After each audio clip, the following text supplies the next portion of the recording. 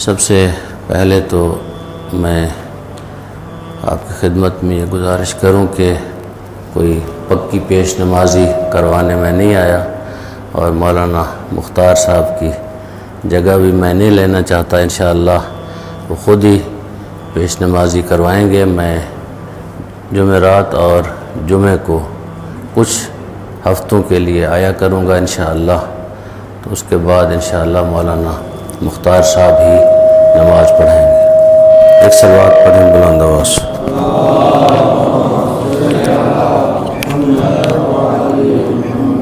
پھر بھی صلوات پڑھیں۔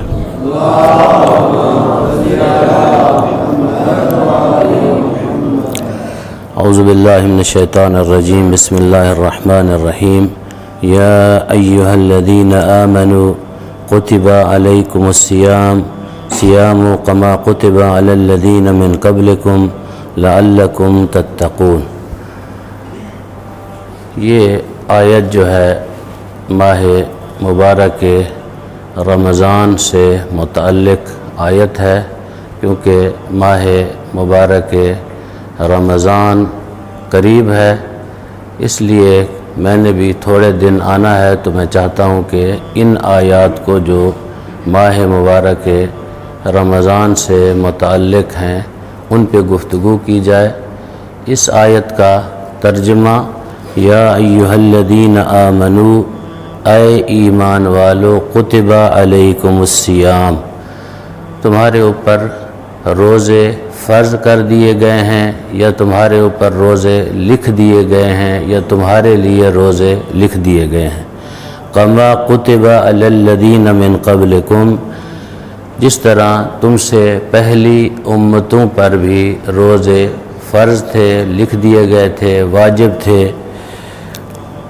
لعلکم تتقون، تاکہ تم صاحب تقوی ہو جاؤ، اس لیے روزے کو واجب کیا گیا ہے۔ اب روزے جو ہیں اس کی بھی قسمیں ہیں۔ روزے یا تو واجب ہوتے ہیں، یا حرام ہوتے ہیں، یا مستحب ہوتے ہیں، یا مکروہ ہوتے ہیں۔ 4 قسموں پر روزے مشتمل ہیں۔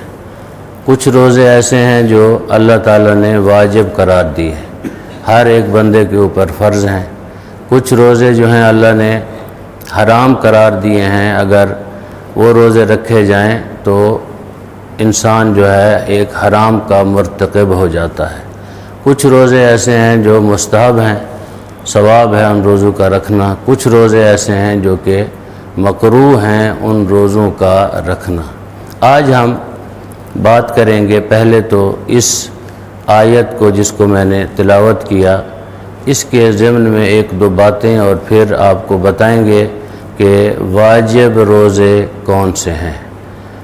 ماہ مبارک رمضان، خود لفظ رمضان جو ہے آپ اکیلے منع کیا گیا ہے۔ معصوم نے فرمایا ہے کہ یہ مت کہیں کہ رمضان آیا اور رمضان چلا گیا، کیونکہ یہ لفظ رمضان جو ہے اللہ تعالیٰ کے ناموں میں سے ایک نام ہے، اس لیے جب بھی آپ اس کو استعمال کریں تو ماہ مبارک رمضان کے عنوان سے اس کو استعمال کریں، اکیلا اس کو استعمال نہ کریں۔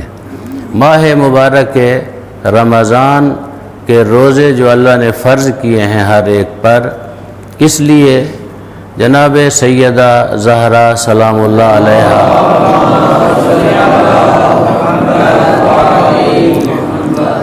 اپنے خطبے میں بھی فرماتی ہیں، اور ایک اور مقام پہ بھی فرماتی ہیں کہ اللہ روزوں کو فرض کر کے آپ کے اندر 2 چیزیں دیکھنا چاہتا ہے۔ ایک اخلاص کو دیکھنا چاہتا ہے، دوسرا آپ کے اندر استحکام کو دیکھنا چاہتا ہے، کتنی آپ محکم ہیں، کتنی آپ مخلص ہیں۔ 2 چیزیں روزے کے ذریعے آزمائی جائیں گی۔ رسالت مآب صلی اللہ علیہ وآلہ وسلم سے پوچھا گیا، یا رسول اللہ، روزہ رکھنے سے ہمارا فائدہ کیا ہے؟ ہمارے دشمن کا نقصان کیا ہے؟ حضرت نے فرمایا کہ آپ کا فائدہ یہ ہے کہ آپ اللہ کے قریب ہو جاتے ہیں، تقرب اللہ، اللہ کے ساتھ آپ کی قربت ہو جاتی ہے، کیونکہ روزہ ایک ایسا واجب ہے سوائے اس خالق کے آپ کو اور کوئی نہیں دیکھ سکتا کہ آپ نے یہ کام کیا ہے یا نہیں کیا۔ نماز پڑھتے ہیں، ادھر آئے ہیں مسجد میں، جماعت میں کھڑے ہوئے ہیں، نماز پڑھی ہے۔ اسی طرح گھر میں نماز پڑھیں گے تو بچے آپ کے دیکھیں گے، آپ کی بیگم دیکھے گی، آپ کے رشتہ دار دیکھیں گے کہ آپ نماز پڑھ رہے ہیں۔ لیکن روزہ ایک ایسی چیز ہے، ایسا واجب ہے کہ سوائے آپ کے اور آپ کے پروردگار کے کسی کو پتہ نہیں ہے۔ آپ کا تعلق کس کے ساتھ ہے؟ اللہ کے ساتھ ہے۔ اللہ خود فرماتا ہے کہ الصوم لی وانا اجزی بہ، روزہ میرے لیے ہے اور اس کی جزا بھی میں دوں گا۔ تو روزہ اللہ کے لیے، خالصتاً للہ۔ اللہ نے عجیب، جب آپ واجبات کو دیکھتے ہیں تو تعجب ہوتا ہے کہ اللہ نے واجبات کو بھی اس طرح رکھا ہے، کسی کو واضح رکھ دیا ہے، کسی کو کیا ہے خفیہ رکھا ہے، تاکہ دیکھنا چاہتا ہے کہ کتنا میرا بندہ ہے، کتنا جو ہے شیطان کا بندہ ہے، کتنا رحمان کا بندہ ہے، کتنا شیطان کا بندہ ہے۔ تو حضرت سے پوچھا گیا تو حضرت نے فرمایا کہ اللہ کے ساتھ یہ قربت کا ذریعہ بنتا ہے، اور اس کا نقصان کس کو ہوتا ہے؟ شیطان مردود کو ہوتا ہے۔ شیطان کی کمر ٹوٹ جاتی ہے، جب بندہ روزہ رکھتا ہے تو اس کی کیا ہے کمر ٹوٹ جاتی ہے، وہ پریشان ہو جاتا ہے، کہتا ہے کہ اس بندے نے اب روزہ رکھ کے اللہ کے قریب ہو گیا ہے، اب اس کو میں اپنی طرف نہیں بلا سکتا۔ کیوں؟ اس لیے کہ بندہ جب روزہ رکھتا ہے کہ ایسی چیزیں جو عام حالات میں اس کے اوپر واجب، اس کے اوپر حلال ہوتی ہیں، عام حالات میں وہ روزے کی حالت میں حرام ہو جاتی ہے۔ مثلا کھانا پینا حلال ہے لیکن روزے کی حالت میں حرام ہو جاتا ہے۔ جو لوگ شادی شدہ ہیں، بیوی کے ساتھ قربت روزے کی حالت میں حرام ہو جاتی ہے، عام دنوں میں کیا ہے حلال ہے۔ کئی ایک چیزیں ایسی ہیں جو اللہ آپ کو آزمانا چاہتا ہے، دیکھنا چاہتا ہے۔